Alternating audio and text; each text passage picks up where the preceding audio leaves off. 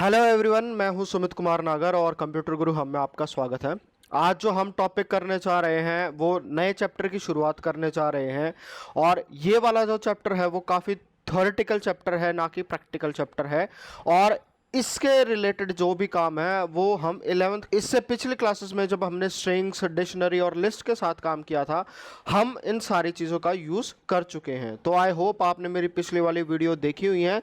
अगर नहीं देखी है तो मैं रिक्वेस्ट करूंगा कि आप मेरे से जो कॉर्नर पे हाईलाइट हो रही हैं वो वाली वीडियोस देख लीजिए, वरना ये वाला टॉपिक आपको समझ में नहीं आएगा। तो चलिए करते हैं शुरुआत चैप्टर 4 के साथ, जिसके अंदर हम बात करेंगे कि लाइब्रेरी मॉड्यूल और एक स्ट्रक्चर क्या होता है पाइथन मॉड्यूल का। सबसे पहले हमारे पास जो चीज़ आती है वो होती है लाइब्रेरी। लाइब्रेरी का कहने का मतलब क्या है कि जैसे अभी तक आपने स्कूल की लाइब्रेरी देखी होगी या कॉलेज की लाइब्रेरी देखी होगी, जिसके अंदर हमारे पास बहुत सारी बुक्स रखी रहती हैं।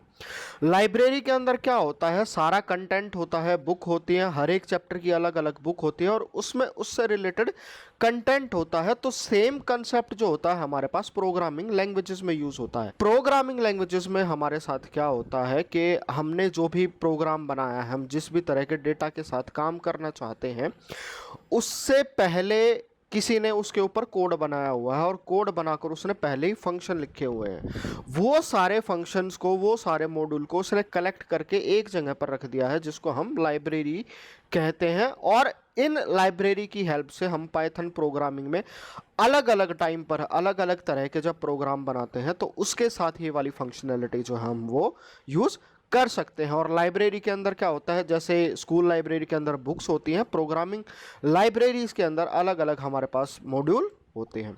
फिर उसके बाद क्या होता है, कॉमनली यूज्ड पाइथन लाइब्रेरीज। ये सारी लाइब्रेरीज हम पिछली क्लासेस में, पिछले लेक्चर्स में यूज़ कर चुके हैं।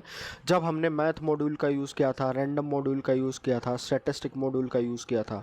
अगर आपने मेरी पिछली वाली वीडियोस देखी हैं देन आई कैन एश्योर ये चीज़ें आपको आती हैं। अगर आपने वीडियो नहीं देखी है तो मैं रिक्वेस्ट करूँगा कि इम्पोर्ट मॉड्यूल वाली वीडियोज़ जो हैं वो जाके देखिए। बाकायदा उसमें हमारा जो प्रैक्टिकल एग्जाम्पल है इसका वो भी अवेलेबल है।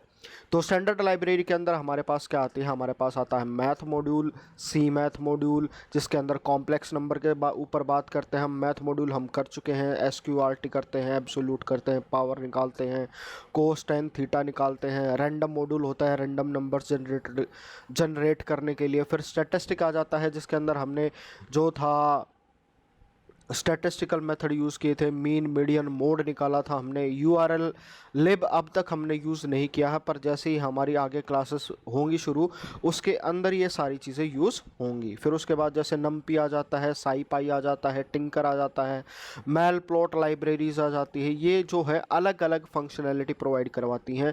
जैसे नमपी आ जाता है कि नंबर के साथ एडवांस कम करना हो, उसकी मैनिपुलेशन काम करना हो। फिर साई पाई आ जाती है, जिसमें लॉगरिथमिक फंक्शंस होते हैं और साइंटिफिक टूल करने के लिए आ जाता है।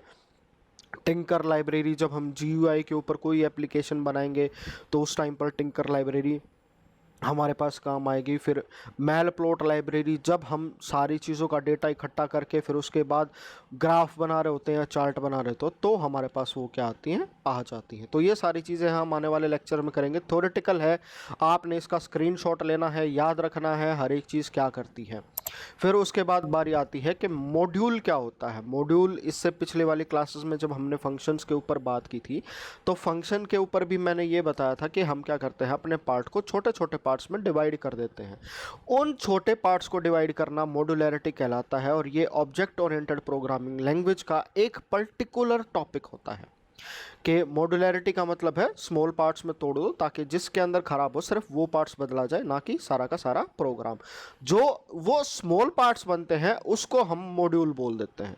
अब मॉड्यूल क्या है, एक स्मॉल पार्ट है। स्मॉल पार्ट कैसे है, वो एक इंडिविजुअल यूनिट है, उसके अंदर वो सारा काम कर सकता है। उसकी एक अलग से सारे जो होगा अपना अपना स्कोप, वेरिएबल्स होंगे, कॉम्प्लेक्सिटी होगी, और उसको हम क्या कर सकते हैं, अलग अलग लोकेशन पर यूज़ कर सकते हैं, जिससे हमारे पास जो है वो रीयूजेबिलिटी बढ़ जाती है। रीयूजेबिलिटी बढ़ जाती है तो इनहेरिटेंस का कंसेप्ट भी आ जाता है।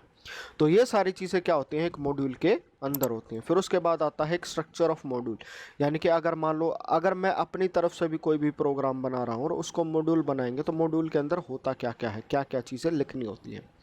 तो मॉड्यूल क्या होता है? मॉड्यूल कुछ नहीं होता, एक नॉर्मल पाइथन की फाइल ही होती है जिसकी .py एक्सटेंशन होती है। अब तक जितने भी पाइथन फाइल थी सब की py एक्सटेंशन ही होती है, तो ये उससे अलग नहीं है। इसके अंदर जो कोई क्या होता है, कुछ एक कॉमन पार्ट आ जाते हैं। सबसे पहला आ जाता है डॉक स्ट्रिंग। डॉक स्ट्रिंग का मतलब क्या होता है? जो भी हमारे पास कमेंट्स होते हैं, जो भी line single quote, double quote या ट्रिपल कोट में लिख दी जाए, उसको हम क्या कह देते हैं? Doc string. और ये क्या करते हैं? हमारे प्रोग्राम की जो है वो रीडेबिलिटी बढ़ा देते हैं।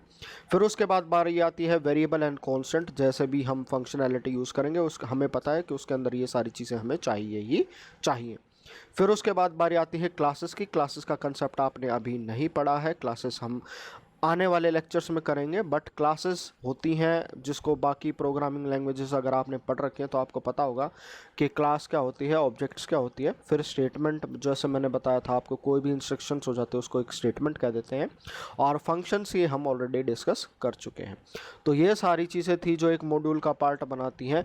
फिर इसी के बिहाफ पर हम क्या कर सकते हैं? एक मॉड्यूल को क्या कह सकते हैं यहाँ पर? रीडिफाइन कर सकते हैं। का मॉड्यूल क्या होता है?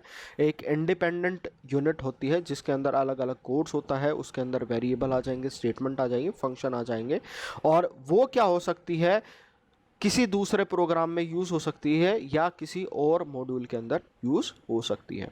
तो ये जो आपका क्लास 12th का 4th चैप्टर है, लाइब्रेरी एंड मॉड्यूल, ये थ्योरेटिकल चैप्टर होने वाला है। इसका जो प्रैक्टिकल एग्जांपल है वो जैसे जैसे हम प्रोग्राम करेंगे उसके अंदर यूज़ कर चुके हैं। तो ये आपने थ्योरी है, आपने क्या करना है? इन सब का स्क्रीनशॉट लेकर इसको पढ़िए, क्योंकि समझाया हिंदी में जाता है बट आपको लिखना इंग्लिश में होता है, तो उस बात का आप ध्यान रखिएगा। तो आई होप आपको कंसेप्ट क्लियर हुआ होगा। अगर नहीं क्लियर हुआ है तो आप कमेंट कीजिएगा, उसके बारे में मेरे से कोशिश होगी तो मैं आपको इंडिविजुअली भी एक्सप्लेन कर दूंगा। अगर आप चाहते हैं किसी और टॉपिक के ऊपर मैं वीडियो बनाऊं तो कमेंट कीजिएगा, और वीडियो अच्छी लगी है तो लाइक ज़रूर कीजिएगा। तो आज की वीडियो में इतना ही। Thank you all, thank you for watching.